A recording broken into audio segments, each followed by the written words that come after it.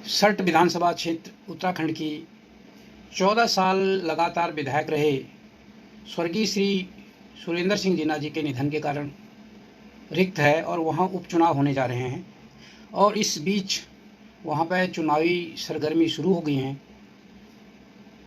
Bharat post YouTube channel ने एक वहां पर डिबेट कराई है जिसमें भारतीय जनता पार्टी, कांग्रेस और उत्तराखंड क्रांति दल के प्रतिनिधियों ने भाग लिया है। उसका मैं आपको वीडियो लाइव आके इसमें दिखाऊंगा और फिर आगे उसमें चर्चा करेंगे। और पहले मैं आपको वीडियो दिखाता हूं, फिर चर्चा करते हैं, क्योंकि वे जीना जी 14 साल उस क्षेत्र का उन्होंने प्रतिनिधित्व किया जिसमें 9 साल भाजपा की सरकार रही और 5 साल कांग्रेस की सरकार रही। इन सारी 20 साल का जो उत्तराखंड बने हुए उत्तराखंड को जो 20 साल हुए हैं उसमें 14 साल उस क्षेत्र में का प्रतिनिधित्व जीना जी ने किया है और उसका विकास क्या हुआ है, उस पर क्या बातें हुई हैं, उसकी चर्चा हम इस वीडियो के माध्यम से देखते हैं, सुनते हैं, फिर मैं आगे चर्चा करूँगा।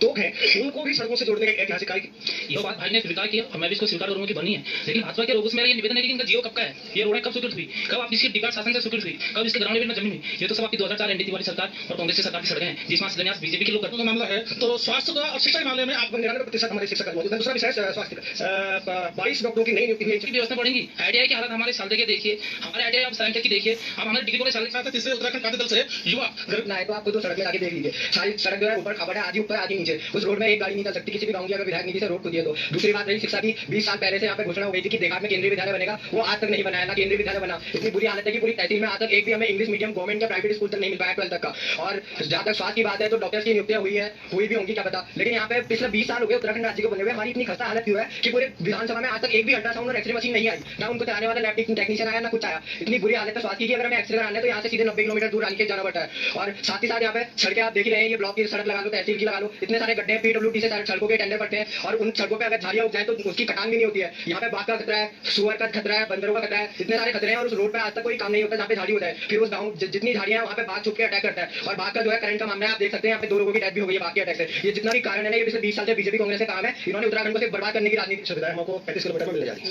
बताइए सुनील साहब, 35 किलोमीटर सुविधा मिलने जा रही है, ये कहें तो जल्दी कब ला सकते हैं, टेक्नीशियन आ सकते हैं। बताइए मेरे तो भाजपा के लोगों से स्वास्थ्य के नाम पे ये कि हमें डबल इंजन सरकार का फायदा क्या मिलता है। मैं समझ सकता हूँ कि भाई ने अपनी समस्या गिना दी, सरकार को ये संसाधन की दिक्कत है, आर्थिक नहीं है, इनकम नहीं है। अगर ये मामला ये ठेकेदार था तो पिछले 4 सालों में जो विधायक जी हमारे यहाँ पे पिछले 10 साल से विधायक हुए, 14 साल के विधायक रहे हैं, तो डबल इंजन सरकार से हमें फायदा क्या मिला। इन्होंने तो अपनी समस्या गिना, सवाल का जवाब सवाल को कैसे है। अब ये था कि वहाँ पर सड़कों के बारे में बात हुई, शिक्षा के बारे में बात हुई, स्वास्थ्य के बारे में बात हुई, बाकी जो जंगली जानवरों की समस्या है उस पर भी यूकेडी के प्रतिनिधि ने बात रखी। जो पहली चर्चा मैं करूँगा सड़क को लेके, भाजपा का जो पक्ष रखा गया उसमें कहा कि जब सारे गाँव को, छोटे छोटे तोक जो हैं जहाँ पर 2-4 मवासे रहते हैं, उनको भी सड़कों से जोड़ा गया। और उसके जवाब में कांग्रेस कहती है कि ये सड़कों की जो जियो था, जो इसका और मतलब हमने प्लानिंग थी, वो एनडी तिवारी के ज़माने की से है और उसको इम्प्लीमेंट करने में, उस सड़कों को बनने में इतना लंबा समय लग गया। और ये एक सत्य भी है, क्योंकि जो वहाँ पर अधिकांश सड़कें बनी, जब सरकार आई, उत्तराखंड सरकार बनी हुई, चुनी हुई सरकार बनी, तो उसने तुरंत वहाँ पर सड़कों पर बहुत ज़्यादा काम किया और जगह जगह सड़कें स्वीकृत कराई। और वही शालदे ब्लॉक में ही एक सड़क थी जो बास्केट तुराचौरा है, जिसका वीडियो डामर के चक्कर में भी एक वायरल हुआ था, डामर की अच्छी क्वालिटी नहीं होने के कारण। तो वो भी प्रताप बिष्ट जी ने किया था। सब ने, जितने भी विधायक थे, सब ने अपने अपने विधानसभा क्षेत्रों में सड़कें बनाई थी। और इन सड़कों को, कई सड़कें तो ऐसी हुई जब वो उस समय वो क्षेत्र, सल्ट क्षेत्र और भिकियासैंण क्षेत्र अलग अलग था, दूसरे विधानसभा चुनाव में कॉमन हो गया और सल्ट को रणजीत रावत उस समय वहाँ के विधायक थे और अगले चुनाव में सुरेंद्र सिंह जीना जी आ गए। और कुछ रोडें तो ऐसी थी जिसको आधा बनाया था रणजीत सिंह रावत ने और सुरेंद्र सिंह जीना जी ने उनको बनाने से मना कर दिया, क्योंकि ये रणजीत सिंह रावत ने बनाए हैं, मैं इसको, जो प्रधानमंत्री, जो विधायक कोटे की रोडें उन्होंने बनाई थी। तो वैसी रोडें भी काफ़ी ऐसे केसेस भी उस क्षेत्र में हुए, क्योंकि जब जनता चुनती है, जनता का वो तो विधायक है, चाहे वो कांग्रेस से चुन के आता है तो विधायक बनता है, चाहे वो भाजपा से चुन के आता है, चाहे वो किसी तीसरी पार्टी से चुन के आएगा, वो विधायक होगा। सरकार जो भी बनेगी उत्तराखंड की बनेगी, और उत्तराखंड की जनता और मतदाता ये उम्मीद करता है, चाहे विधायक कोई भी बने, सरकार किसी की बने, मुख्यमंत्री कोई भी बने, विकास की गति धीमी नहीं पड़नी चाहिए। विकास में नाम की लड़ाई नहीं होनी चाहिए, नाम सरकार का आना चाहिए, नाम विधायक का आना चाहिए। ये नहीं होना चाहिए कि भाजपा की सरकार है, ना कांग्रेस की सरकार कोई होती है, ना भाजपा की, ना दूसरी पार्टी की। जब सरकार बनती है तो एक वो चीज़ नहीं होनी चाहिए कि वो सरकार भाजपा की, वो सरकार भाजपा की नहीं। उनको अपनी मानसिक स्थिति सुधारनी पड़ेगी, जो सत्ताओं में आते हैं या जो पार्टी के जो लोग होते हैं।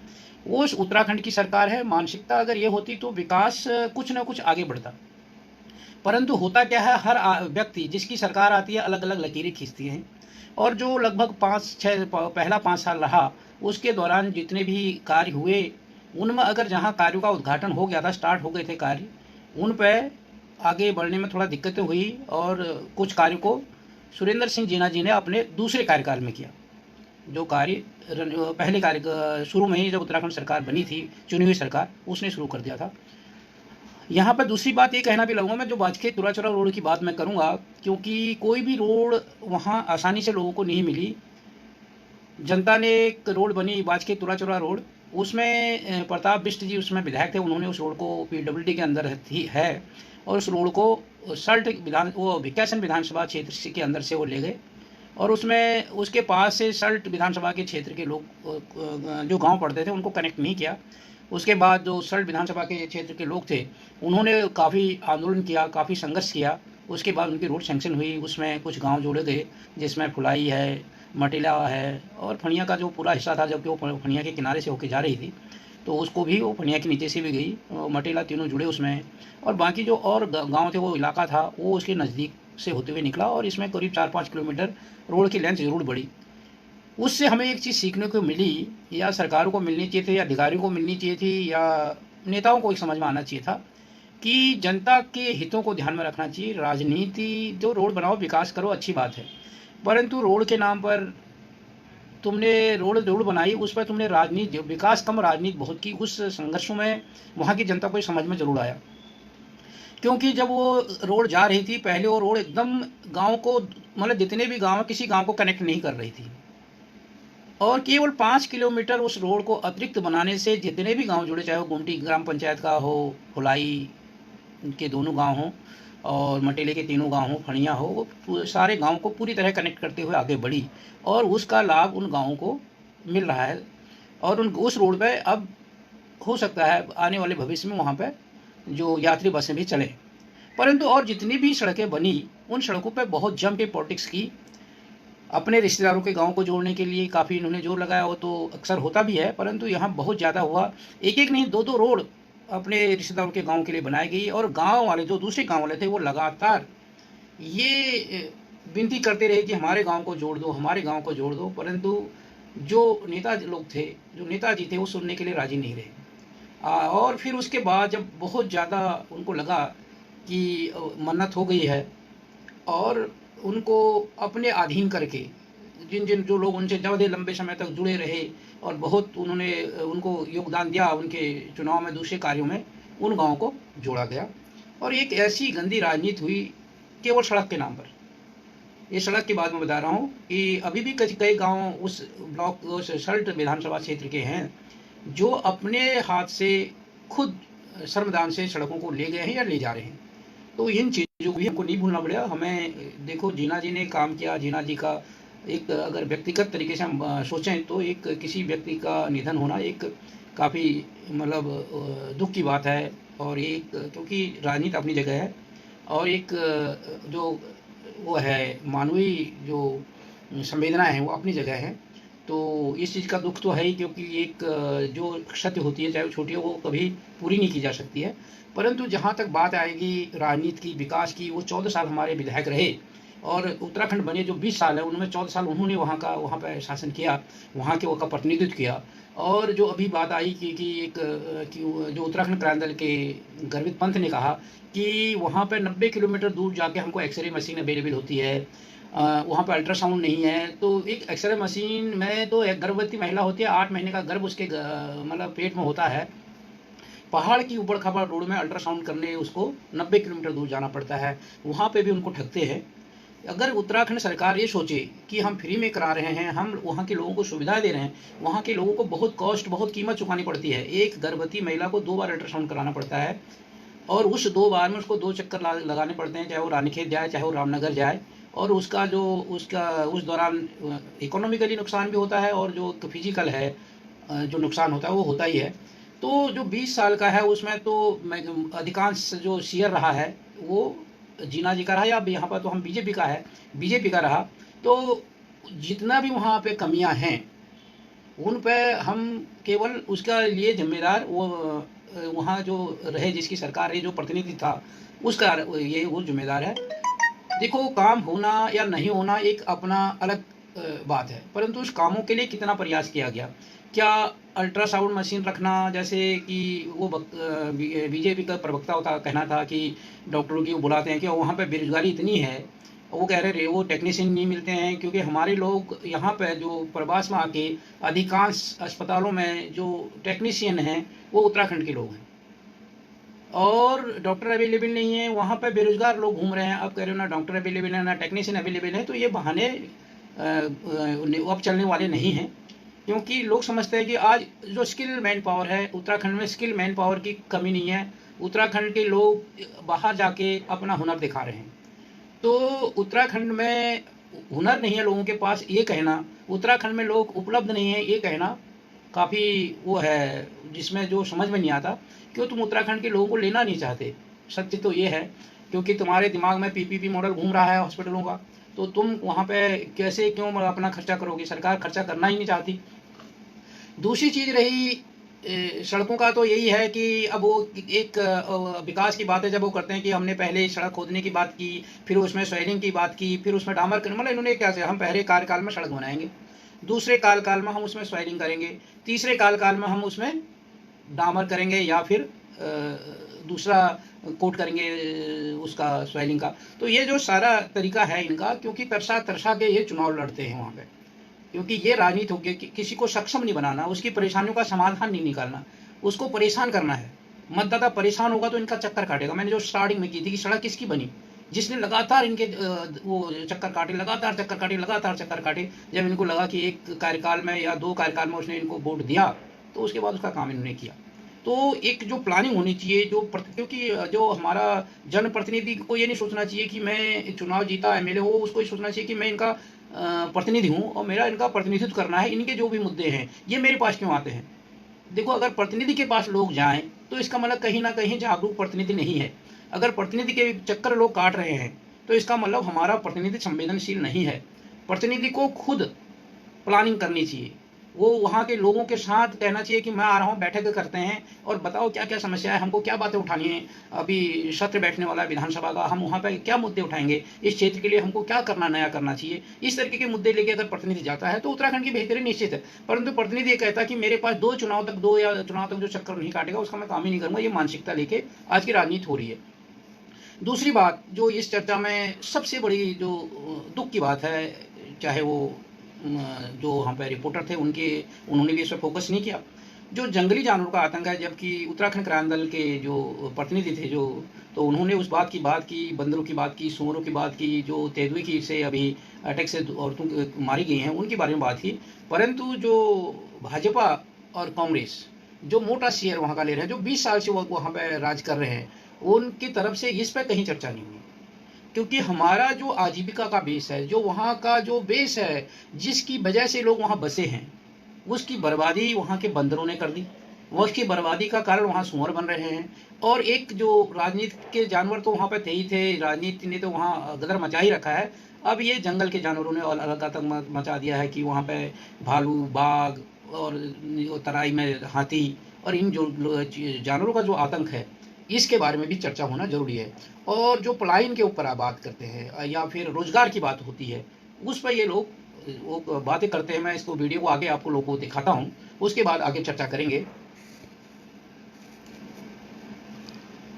जो पीपी मोड की बात कर रहे हैं, आप पूरी जनता जानते हैं और बुद्धिजीवी लोग भी जानते हैं कि पीपी मोड में क्या होता है। ये लोग तो चाहते हैं कि वो ठेका भी नहीं लोगों को मिले और ये यहाँ के देहात प्रशासन के लोगों को शोषण कर रहे हैं, इसीलिए हम लोगों ने विरोध किया। अच्छा, शोषण करा है आपने, शोषण किया है, इन्होंने विरोध किया है, शोषण क्यों किया? जल हर नाल के माध्यम से एक एक घर को पेयजल से जोड़ने की बात चल रही है, तो खैर विकास दिख रहा है, आप सबको दिखेगा। गर्वित जी, विकास हुआ है, विकास दिख रहा है, ये बताइए। आप वहाँ जाएंगे, जितना डामर रोड है उसको भी देख के आइए। अभी उस रोड को डामर हुए 3 महीने भी नहीं हो रखे और डामर अभी से उखड़ने लगा है। और ऐसी जितनी रोडें हैं जहाँ जहाँ पे इन्होंने डामर कर रखा है, जहाँ जहाँ डेढ़ लेन करने की बात कर रहे हैं, उन एक भी रोडों में डामर अगर 1 साल से ज्यादा दिखता है तो बताइए। ये तो देहात मोटर मार्ग है, इसके डामर को भी 1 साल नहीं चलाइए। ये मुख्य मोटर मार्ग है, यहाँ का स्टेट हाईवे के अंदर में आता है। इसमें क्या भ्रष्टाचार है? पूरा भ्रष्टाचार है। जिसको भी टेंडर मिलता है उनको पहले अपनी जेबें भरनी होती है, उसके बाद सरकार की जेबें भरनी होती है, फिर तो बता बुझा पैसा होता है, उससे हल्का फुल्का डामर कर देते हैं और वही दिखा देते हैं। वो 1 महीने से 2 महीने में 3 महीने में 1 साल के अंदर में उखड़ ही जाता है। कोरोना काल में क्या काम किया? कोरोना काल में, कोरोना काल में मैं आपको बता दूं, अगर यूकेडी का आईटी सेल काम नहीं कर रहा होता तो हमारे माननीय मुख्यमंत्री जी प्रवासियों को आने के लिए एक वेबसाइट तक नहीं खोल पा रहे थे। जब उस वेब पोर्टल का हमने विरोध करा, जब हमने राज्य सरकार से कहा कि आप वेब पोर्टल क्यों नहीं खोल रहे, हमारे प्रवासी राज्य में वापस कैसे आएंगे, तब जाके वो वेब पोर्टल खोला गया। और उसको खोलने के बाद भी 1,80,000 प्रवासी जो उत्तराखंड में वापस आए, उसमें से 1,41,000 खुद की गाड़ी से आए हैं। सरकार उनको वापस लाने की जिम्मेदारी तक नहीं ले पा रही। सर,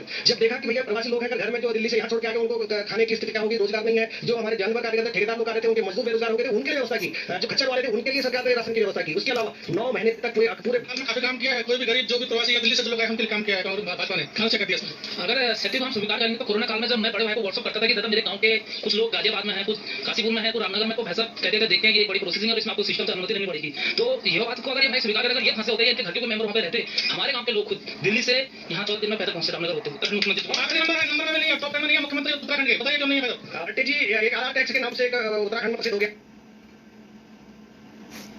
ये चर्चा हुई अभी, आप सुनो, कोरोना की बात हुई। कोरोना काल में लोग इधर शहरों से गांव की तरफ बढ़े और उत्तराखंड सरकार का इतना वो रहा, नकारात्मक रवैया रहा कि सारे प्रदेशों के प्रवासियों के लिए व्यवस्थाएं हुई, उत्तराखंड के प्रवासियों के लिए व्यवस्थाएं नहीं हुई। पोर्टल बने तो उनमें खुले ही नहीं, दिक्कतें आई। लगातार वहाँ पर उत्तराखंड क्रांति दल के लोगों ने दबाव बनाया। दबाव बनाने के बाद जो व्यवस्था हुई, उस व्यवस्था में भी मतलब वो जितने लोग वहाँ पर गए उसके 20% लोगों को भी सरकार ने मतलब 80% लोग अपने वाहनों से अपने गांव में गए। अब इस चीज़ को, दूसरी चीज़ बात रही राशन की, क्या मदद की वहाँ पर जो APL वाले हैं उन्हें तो कोई मदद नहीं मिली। उनके लिए कोरोना काल में सरकार ने अपने हाथ झाड़ दिए। जितने भी APL, अब BPL वालों को थोड़ा मदद मिली और अंत्योदय वालों को थोड़ा मदद मिली। उस मदद में भी वो कार्ड किन लोगों के हैं, क्योंकि हर जगह अंत्योदय कार्ड बट रहे हैं, BPL कार्ड है, आप BPL के अंदर आते हो नहीं आते हो वो मान ही नहीं रखता। एक गांव में उनका निश्चित है कि हमको 4 फैमिली, 8 फैमिली या 10 फैमिली को BPL में डालना है। वैसे अंत्योदय का है, कोटा है। अब उसमें अगर गांव के 15 फैमिली अगर अंत्योदय या BPL के अंदर आते हैं तो ऊपर से कोटा 8 का आता है। उसमें क्या होता है कि आज की डेट में, क्योंकि यहाँ पर काफ़ी चीज़ें मुद्दों पर, क्योंकि एक ही मीटिंग में इतनी बहस तो हो नहीं सकती थी, यहाँ पर जितने भी मुद्दे उठाए, विशेषकर UKD के प्रवक्ता ने जो भी बातें बोली उसमें काफ़ी मुद्दों को छूने की कोशिश की। परंतु और भी जाते देखोगे, करप्शन की बात हुई, रोडों की हालत की बात हुई, रोडों पर डामर की बात हुई, सारी चीज़ों की जो बातें हुई वो एक बहुत बड़ा वो है। एक जो रोडों की बातें हो रही है, अगर रोडों के अगर बैकग्राउंड में जाओगी, क्योंकि जब सबसे मोटी रकम रोडों के माध्यम से जाती है, लोग इसके बारे में समझते नहीं हैं। लोगों को की ज़मीनें चली जाती हैं, उनको उसका मुआवजा नहीं मिलता। उस पर डामर किस क्वालिटी का हो रहा है, वो प्रोजेक्ट कितना उसकी खुदाई हो रही है, उसका कॉस्टिंग कितनी बन रही है, ठेकेदार, क्योंकि वो डिपार्टमेंट और ठेकेदार के बीच की बात है। तो उसमें जो सरकारी बजट है, सरकारी पैसे का बंदरबाट करना आसान होता है, इसलिए रोड पर बहुत ज़्यादा काम हुआ। दूसरे कामों के बारे में जैसे डामर से जब रोडों का डामरीकरण होता है तो लोगों को थोड़ा दिखता है, उस पर तो सवाल उठते हैं। जब रोड कटती हैं तो उस पर लोग सवाल बहुत कम उठाते हैं। और वो उसमें को कैसे काट रहा है, क्या बना रहा है, ऊपर ले जा रहा है, नीचे ले जा रहा है, ढाल कितने तेज हो रहा है, कितना नहीं हो रहा है, वो आम आदमी नहीं जानता इन चीज़ों को। परंतु ठेकेदार और जो विभाग है वो मिलके जो उसका बंदरबाट करते हैं सरकारी खजाने का, इसलिए रोडों पर ज़्यादा काम होता है। अब रही वहाँ पर जितनी भी योजनाएं बनती हैं, जो भ्रष्टाचार की बात है, प्रधान को मिलता है पैसा, ग्राम पंचायत के नाम पर मिलता है, छोटे छोटे सड़कों के नाम पर मिलता है, जो गाँव के रज्जू मार्ग होते हैं, पगडंडियाँ होती हैं, उनके लिए पैसा जो आता है उसमें, या फिर जो एक मैं बात कर रहा था कोटे की बात मैं कर रहा था कि वहाँ पे विधायक कहता मेरा कोटा है, सांसद कहता मेरा कोटा है, प्रमुख कहता मेरा कोटा है, हर एक का वहाँ पे कोटा चलता है। और ऊपर से जो आते हैं, जो सुविधाएं होती है, एक गांव में 10 घरों को देना है, 10 APL एक गांव में बनानी है, या 10 BPL एक गांव में बनाने हैं, या 4 अंत्योदय देने हैं गांव में। तो वो जो उनके खास आदमी होते हैं, जो कोटे वाली बात आती है, कोटा मतलब जो उसका खास आदमी होगा उसको वो देगा। अब वो खास कौन होगा? खास जो होगा जो उनके वर्कर होंगे, जो उनके लिए काम करते होंगे। तो वहाँ पे उसकी आर्थिक आय क्या है, कम है या ज़्यादा है, उससे कोई मतलब नहीं है। उनके लिए समर्पित जो होगा वो अंत्योदय के अंदर भी आएगा, वो BPL के अंदर भी आएगा, और उसको कोरोना काल में मदद भी पहुँचेगी। अगर आप उनके लिए काम नहीं करते हो तो कोटे से बाहर हो, कि जो विधायक कोटा है उसमें भी आपको नहीं मिलेगा, जो सांसद कोटा है उसमें भी तुमको नहीं मिलेगा। तो सांसद उन्हीं लोगों को देगा जो उसके अपने लोग होंगे, जो उसको जैसे कोई अगर उसने काम दिया तो उसमें उसको मोटा कमीशन देंगे, उनको देगा।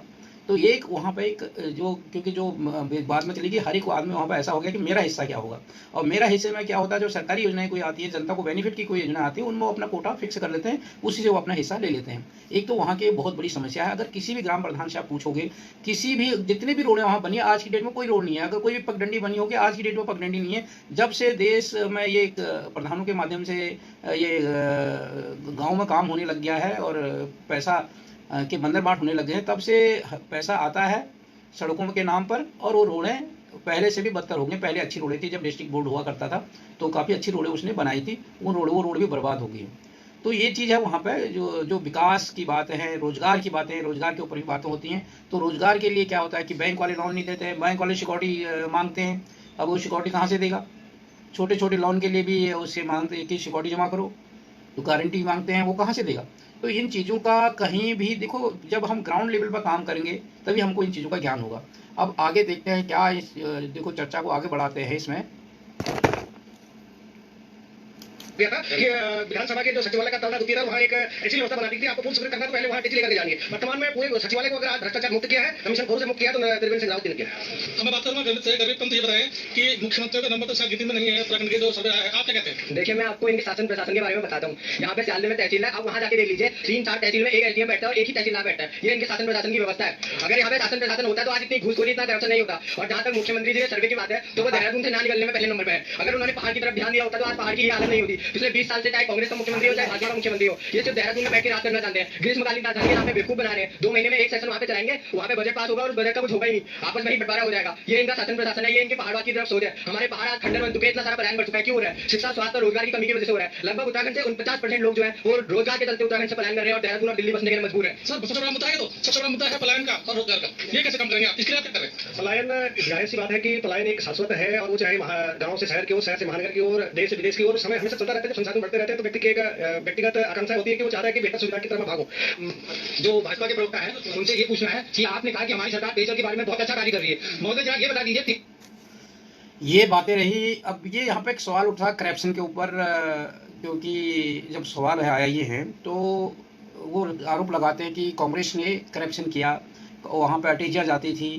और जब बात ये हुई कि जो हमारे मुख्यमंत्री हैं तो वो सबसे निचले पायदान पर हैं, जो अभी सर्वे हुआ, तो वो कहते हैं कि हमारे जो मुख्यमंत्री हैं वो उन्होंने करप्शन को कम किया। परंतु जो करप्शन पिछले हुआ, जिसको बता रहे हैं ना, उसकी जांच हुई और ये करप्शन फ्री हैं। क्योंकि दूसरा अगर बाहर वाला कहे तो लगता भी है कि ये बात सच हो सकती है। अगर एक अपना आदमी, पार्टी का प्रवक्ता कहे कि हमारा जो मुखिया है, वो कोई तो ये कहेगा नहीं पार्टी प्रवक्ता कि हमारा जो मुखिया है वो वाकई में उसमें कमियां हैं, इसी वजह से वो निचला पायदान पर रहा।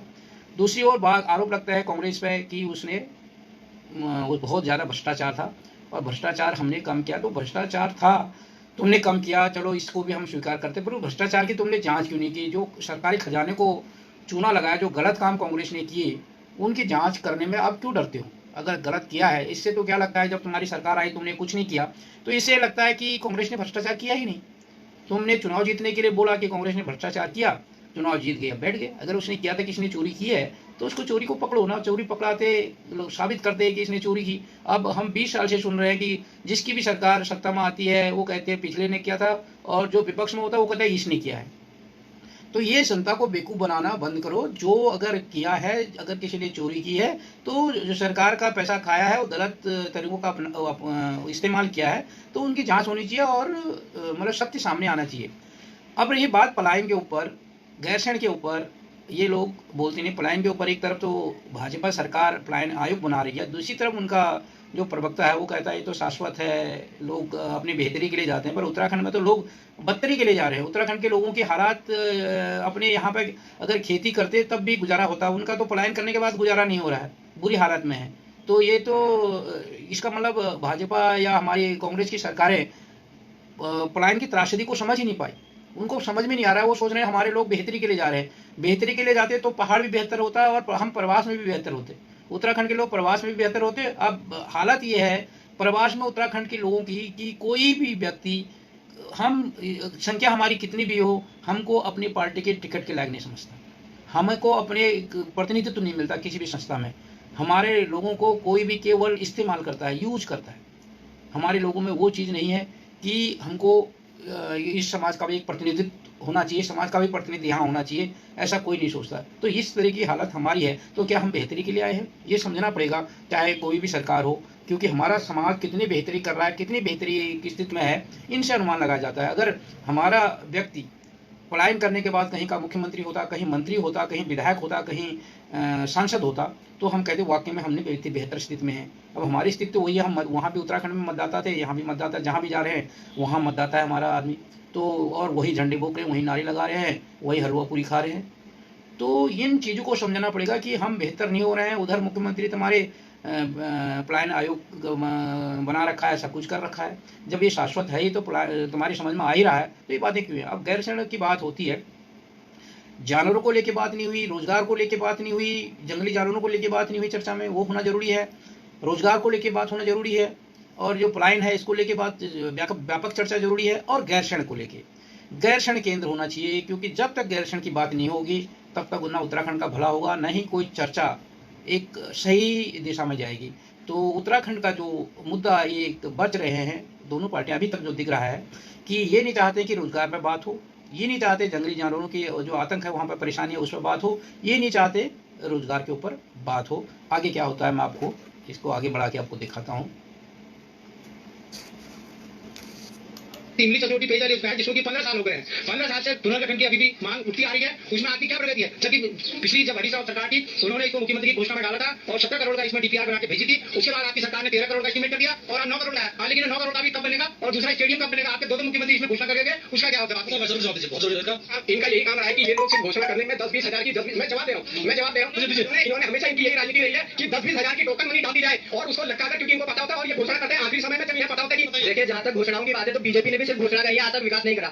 इनसे मैं पूछना चाहूंगा 20 साल पहले जो उत्तराखंड में डबल इंजन बीजेपी की सरकार ने केंद्रीय विद्यालय की घोषणा करी थी, उसका क्या हुआ। 13 लाख की स्वीकृति देके 2 साल पहले हमारे सांसद महोदय आते हैं और कहते हैं कि मैं 13 लाख रुपए केंद्रीय विद्यालय के लिए दे रहा हूँ। तो क्या ऐसे काम होने यहाँ पे 13 लाख। मैं चाहता हूँ कि राजकीय स्नातकोत्तर महाविद्यालय 19। अब यहाँ पे एक बात हुई कि पेयजल योजना, घर घर नल, घर घर जल की बात हो रही है, और हालात ये है कि जो पेयजल योजनाएं क्षीण हो चुकी हैं, जो पेयजल योजनाएं मुश्किल से चल रही हैं, उनको चलाना मुश्किल हो रहा है, उनकी स्थिति ऐसी है कि वो भी आगे नहीं बढ़ पा रहे हैं। और जो उसके लिए जो पिछली सरकार ने, यानी पिछली सरकार मतलब आज से लगा लो 4 साल पहले यानी 5 साल पहले जो घोषणा हुई थी, अब यहाँ पर वही बात मैं कहने जा रहा हूँ जो यहाँ पे इस चर्चा ने थोड़ा मोड़ लिया कि ये लोग इतने रुपए का टोकन मनी देके कर जा रहे हैं, ये लोग घोषणा कर देते हैं। ये लोग, चाहे किसी ने मुख्य घोषणा की हो, चाहे उसने चुनाव जीतने के लिए घोषणा की हो, अगर किसी मुख्यमंत्री ने घोषणा की है तो कहीं ना कहीं वो ऑफिशियल होगी, और उस मुख्यमंत्री की घोषणा है तो अगली सरकार को चाहिए कि उन चीज़ों पर काम करे, उन चीज़ों को आगे बढ़ाए। परंतु एक स्थिति है, राजनीति इतनी गंदी हो गई है, क्यों, जो अगर उस पर राजनीति नहीं होती, अब लोग प्यासे मर रहे होंगे, लोगों को दिक्कतें हो रही। पेयजल की जैसी बात है, तिमली चचरोटी जो पेयजल योजना की बात कर रहे हैं, 5 साल का टाइम हो गया है और उस पर काम नहीं हुआ। 2 स्टेडियमों की बात हो रही है, उन्हीं के 2 मुख्यमंत्रियों ने घोषणा कर दी बीजेपी की, उस पर काम नहीं हुआ। अब उस पर चर्चा नहीं हो रही है। जैसे ही बात आई कि तुम्हारे लोगों ने एक घोषणा की, ये काम नहीं किया, तो वो एक दूसरे पर आरोप लगाने लग गए। अब इससे तो तुमने ऐसा किया, तुमने ऐसा किया, तुम नहीं कर रहे हो, तुम घोषणा करते हो, इससे तो ना क्षेत्र का भला होने वाला है, ना लोगों का भला होने वाला है, ना राज्य का भला होने वाला है। भला तो तभी होगा कि किसी ने घोषणा की और अगला जो आया उसने उस पर काम कर दिया, तभी राज्य का भला होगा, तभी एक ईमानदार, वो हम कहेंगे कि उत्तराखंड में सरकारें चल रही हैं। अब उत्तराखंड में तो पक्ष विपक्ष चल रहा है। अभी जो दिख रहा है कि उसने किया, मैं नहीं करूंगा, उसका है, मेरा है, हिस्से बंटवारे। सरकार वहीं बैठो, विधानसभा में वही वहाँ बैठ रहे, मुख्यमंत्री उसी सीट में बैठता है जिस सीट में दूसरी पार्टी का मुख्यमंत्री बैठा था पहले। तो उसकी ये जिम्मेदारी बनती है कि जो पहला मुख्यमंत्री काम को अधूरा छोड़ के गया वो किस पार्टी का था, ये ज़्यादा महत्व नहीं रखता। अगर आप उस कुर्सी में बैठे हो तो पिछला मुख्यमंत्री ने जो काम अधूरे छोड़े थे उसको तुमको आगे बढ़ाना चाहिए, वैसे विधायक को करना चाहिए, वैसी सारी सिस्टम में वो होना चाहिए था। परंतु यहाँ ऐसा नहीं हो रहा है। क्लियर कट है कि वो भी राजनीति कर रहा, मैं भी राजनीति कर रहा हूँ, केवल एक सौदेबाजी हो रही है, मार्केट की। देखो राजनीति क्या होगी, पूरी एक मार्केटिंग हो गई है। कि उसने अपना माल बेचा, मुझे अपना माल बेचना है। जनता का जो वेलफेयर वाली बात थी, जो जनता की भलाई वाली बात थी, जो जनता को सक्षम बनाने वाली बात थी, जो परेशानियों को दूर करने वाली बात थी, कि उसकी वजह से वो नहीं कर पाया तो मैं परेशानियां दूर करूंगा, उसने जहां छोड़ गया मैं वहां से आगे बढ़ूंगा, वो वाली भावना कहीं भी नजर नहीं आती पूरा इसमें प्रक्रिया में दिखते हैं। और जो अब दिखा रहे थे तो ना घोषणा में बीजेपी कम है ना कांग्रेस कम है, दोनों ने घोषणाएं की, और घोषणाएं भी दोनों कब करते हैं, चुनाव के टाइम पर ये होता ही है, ताकि जनता सोचे कि काम होगा। परंतु हालात ये है कि अगर सरकार बदलती है, उत्तराखंड में तो होता भी यही है कि सरकारें बदलती रही हैं, हर 5 साल उसकी सरकार आती है, 5 साल दूसरी की सरकार आती है, और जो पिछली सरकार कर गई होती है उसको अगली सरकार करती नहीं है। ये बड़ा दुर्भाग्य है। उत्तराखंड में जो एक विनाशकारी जो चीज़ें दिख रही हैं, जो अलग अलग ट्रैकों पर लोग चल रहे हैं, पहले उसने एक दिशा में काम होता थोड़ा सा बढ़ता है, जो पहली सरकार करती भी है, तो जो दूसरी सरकार आती है उसके कार्यों को किनारे करके फिर वो दूसरी लाइन खींचनी शुरू कर देती है। इसमें क्या हो रहा है कि उत्तराखंड की बर्बादी के अलावा कुछ नहीं हो रहा है। ये चीज़ सारी चीज़ में समझ में आता है। आगे देखते हैं कि एक और चीज़ में एक पक्ष है कि जो वहाँ पे शालदे में डिग्री कॉलेज है, जो महाविद्यालय वहाँ पे है, उसका नाम बदल के सुरेंद्र सिंह जीना महाविद्यालय रख दिया गया है, जबकि वो 1979 से काम कर रहा था। तो लोगों को भी इसमें आपत्ति है कि आप आज से 40 साल पहले, 42 साल पहले जो महाविद्यालय बन गया था, तो तुमने तो कुछ किया नहीं, और आके तुमने तुरंत अपने नेता के नाम पर उसका नाम अपहरण कर दिया। इस पर भी कुछ लोगों ने आपत्ति जताई है, मैं आपको दिखाता हूँ। 1979 से रांची स्नातकोत्तर महाविद्यालय कर रहा है। उस स्नातकोत्तर महाविद्यालय का आज वीरेंद्र सिंह जीना के नाम से नामकरण हो रहा है, जबकि आगे स्वतंत्रता संग्राम सेनानी ज्योतिराम वाजपेयी जी के नाम का वो महाविद्यालय होना चाहिए था। और वहाँ अभी शिक्षा की व्यवस्था, प्राध्यापकों की व्यवस्था नहीं हो पाई है, जबकि शिक्षा मंत्री अक्टूबर में आके कह रहे थे 1 नवंबर से सारे प्राध्यापक, सारे प्रोफेसर आ जाएंगे, लेकिन प्रोफेसरों की अभी भी वहाँ संख्या बहुत कम है। छोटे तोप है उनको भी सड़कों से जोड़ने का एक ऐतिहासिक कार्य। तो ये है जो शालदे का महाविद्यालय है, उसका नाम, क्योंकि एक अच्छा मौका है, चुनाव भी होना है, उपचुनाव होना है, तो सहानुभूति भी लेनी है। और देखो ये एक नेगेटिव इम्पैक्ट भी होता है, क्योंकि वहाँ के लोगों ने संघर्ष करके, क्योंकि पहले छोटे स्कूल भी थे, वो तो महाविद्यालय जो है, जब हम वहाँ पे प्राइमरी स्कूल भी बने, जूनियर हाई स्कूल बने, इंटर कॉलेज बने, जितने भी बने, वहाँ पर जनता ने संघर्ष किया है, अपना खून बहाया है, श्रमदान दिया है, पैसा आर्थिक मदद की है, और कहीं चंदा करके वहाँ पर स्कूलें चलाए हैं। और वैसे उस महाविद्यालय की भी कहानी रही होगी।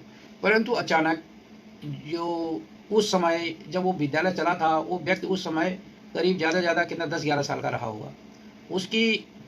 जब वो पैदा हुआ, उसके साथ साथ वो महाविद्यालय चल रहा था। आज अचानक उस महाविद्यालय का नाम उसके नाम पर, जब उस महाविद्यालय में उसका कोई योगदान ही नहीं था। हाँ ठीक है, योगदान होता अच्छी बात थी, ये तर्क है। और इस तर्क में दम भी है, क्योंकि जिन लोगों का योगदान रहा उसको समर्पित होना चाहिए, उसके नाम पे उस महाविद्यालय का नाम रखना चाहिए। अब यह है कि जिसकी लाठी उसकी भैंस, क्योंकि यहाँ पर तो वही नज़र आता है कि तुम्हारी लाठी है, तुम कहीं भी घुमा लो, और तुम किसी के मतलब उस पर अधिकारों पर मतलब कुछ भी कर सकते हो, तुम्हारे पास पावर है, अधिकार है, तो तुम कुछ भी कर सकते हो। उसका तुम्हारे कोई दूसरा, मैं एक पोस्ट भी पढ़ रहा था कि किसी ने लिखा था कि मैं इसका विरोध करता हूँ, मेरे को इस चीज़ पर आपत्ति है, तो उसमें लिखा था करते रहो आपत्ति, हमको जो करना था कर दिया, जिसको जो करना था। तो इस तरीके की बातें, पूरा जो भी विधानसभा चुनाव होगा और ये सारे मुद्दे गरमाएंगे, क्योंकि महाविद्यालय भी एक मुद्दा होगा, कुछ लोग उसमें भी असंतुष्ट होंगे, पलायन भी मुद्दा होगा, रोजगार भी मुद्दे होंगे, जंगली जानवर भी मुद्दे होंगे, रोजगार भी मुद्दा होगा, खेती बाड़ी भी मुद्दा होगा, सड़क भी मुद्दे होंगे। ये नहीं कि सड़क तुमने खोद दी, सड़कों की क्या हाल है, लोग श्रमदान कर रहे हैं, वो सारे मुद्दे होंगे। और ये चुनाव जो आने वाले 2022 का चुनाव है, उसका एक पूर्वाभ्यास है। तो जितनी भी पार्टियां इसमें भाग ले रहे हैं, चाहे वो भाजपा हो, चाहे कांग्रेस हो, चाहे वो उत्तराखंड क्रांति दल हो, उनको अपना दमखम इसमें लगाना चाहिए और एक पूर्वाभ्यास 2022 का देख के इसमें करना चाहिए। इसके लिए साथ जय भारत, जय उत्तराखंड।